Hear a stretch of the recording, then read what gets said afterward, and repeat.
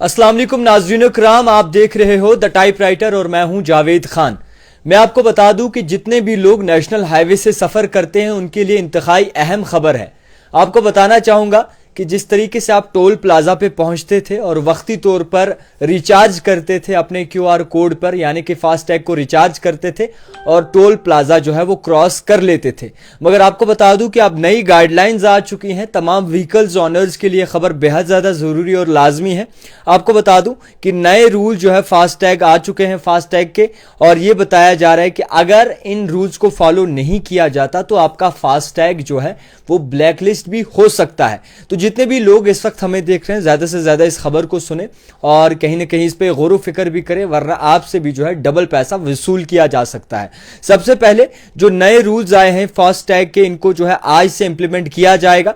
और जिस तरीके से पेमेंट की अगर बात करें तो इनका एक मिनिमम टाइम रखा गया है, टाइम लिमिट रखा गया है, किस तरीके से आपको अपना फास्टैग जो है वो रिचार्ज करना है, कितने वक्त पहले करना है, टोल प्लाजा पे पहुंचने से पहले कितने वक्त करना है रिचार्ज। तो आपको बताना चाहूंगा कि national payment corporation of India की जानिब से सर्कुलर जो है वो जारी किया गया है कि फास्टैग जितने भी हैं उन पे पहुंचने से पहले यानी कि 1 घंटा पहले जो है आपने अपना फास्टैग जो है वो रिचार्ज करना है। कोई भी व्हीकल अगर जो है टोल प्लाजा पे पहुंचती है तो उसको करीबन 60 मिनट पहले जो है फास्टैग रिचार्ज करना है। अगर आप ऐसा नहीं करते, अगर आप टोल प्लाजा पे पहुंचते हैं और टोल प्लाजा वालों का वक्त जाया करते हैं तो आपसे डबल पेमेंट जो है वो ली जा सकती है। इसी के साथ साथ फास्टैग जो स्टिकर है आपका, अगर वक्ती तौर पर आप उसे रिचार्ज नहीं करते और ट्राई पे ट्राई करते हैं तो आपका वो फास्टैग का जो स्टिकर है वो भी ब्लैकलिस्ट किया जा सकता है। और उसके बाद आपको किस तरीके से जो है वापस से वो ठीक करना है, करीबन 70 मिनट बाद जो है आप उस फास्टैग स्टिकर को जो है सही से ठीक कर सकते हैं और फिर से पेमेंट जो है वहां उसमें डाल सकते हैं। यानी कि फास्टैग जो रूल्स हैं उसमें यह बताया जाता है कि अगर कोई भी गाड़ी 60 मिनट पहले रिचार्ज नहीं करती, 20 या 30 मिनट पहले टोल प्लाजा से पहुंचने से पहले रिचार्ज करती है, 10 मिनट पहले करती है या फिर वक्ती तौर करती है, तो उनकी पेमेंट एक्सेप्ट नहीं की जाएगी और उनसे डबल जो है पेमेंट ली जा सकती है।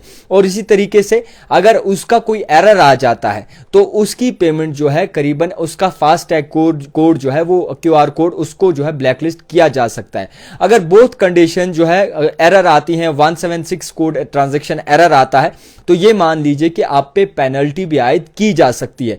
इसी के साथ साथ मैं आपको बता दूं कि आपका जो फास्टैग अगर ब्लैकलिस्ट हो जाता है तो 70 मिनट बाद जो है आप अपने फास्टैग का स्टेटस एम परिवहन पे चेक करके और उसे एक बार फिर से ठीक कर सकते हैं। तो फिलहाल के तौर पर जितने भी नाज़रीन इस वक्त हमें देख रहे हैं उन तक ये खबर जरूरी पहुंचाना है कि फास्टैग को जो है रिचार्ज करें, मेंटेन रखें, मिनिमम बैलेंस उसमें रखें, तब जाके टोल प्लाजा के पास जाएं। और अगर आप ऐसा नहीं करते तो आपसे डबल पेमेंट ली जाएगी और कहीं ना कहीं जो है आपसे कई सारी और चीजें जो है वो भी हासिल की जाएंगी। और इसी के साथ अगर आप टोल प्लाजा वालों का वक्त बर्बाद करते हैं तो आपका फास्टैग जो है वो ब्लैकलिस्ट भी किया जा सकता है। यानी कि जो रूल्स नए आए हैं वो साफ तौर पर आया है कि कोई भी अगर नेशनल हाईवे पे सफर करता है या उससे किसी, मान लीजिए कि हमें जम्मू जाना है और रास्ते में टोल प्लाजा है, तो हमें 60 मिनट पहले यानी कि 1 घंटा पहले जो है अपने फास्टैग को रिचार्ज करना है। हमेशा इसका बैलेंस मेंटेन करना है, हमेशा इसे चेक करते रहना है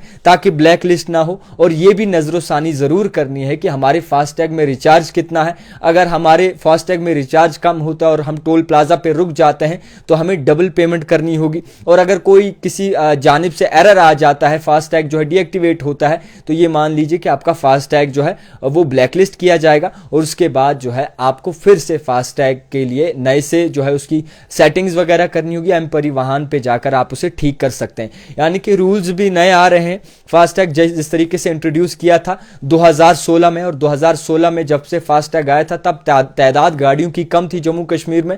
अब हर एक बच्चे के पास गाड़ी, हर एक घर में एक एक दो गाड़ियां हैं। इसको मद्देनजर रखते हुए जिस तरीके से गाड़ियां लोग रख रहे हैं उसी तरीके से सरकार हमारी जेबें भी काट रही है और जेब काटने में सरकार को कोई शर्म भी नहीं आ रही। और इसी तरीके से ये चीजें भी साफ तौर पर जाहिर होती हैं कि किस तरीके से लोगों से दोनों हाथों से पैसा वसूला जा रहा है। तो फिलहाल के तौर पर नए रूल्स तो आ चुके हैं, मगर यह भी देखना चाहिए कि पेट्रोल कितना महंगा महंगा है, ये भी देखना चाहिए कि जनाब किस तरीके से निज़ाम चल रहा है। मगर फास्टैग रूल आपको ये बताना चाहूंगा कि इससे साफ तौर पर आया होता है कि किस तरीके से आखिरकार अब निज़ाम चल रहा है। मैं आपको ये भी बताना चाहूंगा कि मिनिस्ट्री ऑफ रोड्स की बात करें या फिर जिस तरीके से ट्रांसपोर्ट की बात करें या नितिन गडकरी जी की बात करें, उन्होंने कुछ वक्त पहले ये ऐलान कर दिया था, ये वाजिया कर दिया था कि करीबन 1 साल के लिए या फिर लाइफ टाइम के लिए आप जो है टोल प्लाजा की रकम अदा कर सकते हैं। 1 साल के लिए करीबन 3,000 रुपए बताई गई थी और लाइफ टाइम के लिए कुछ मिनिमम पेमेंट बताई गई थी, यानी कि टोल प्लाजा फ्री जो है वो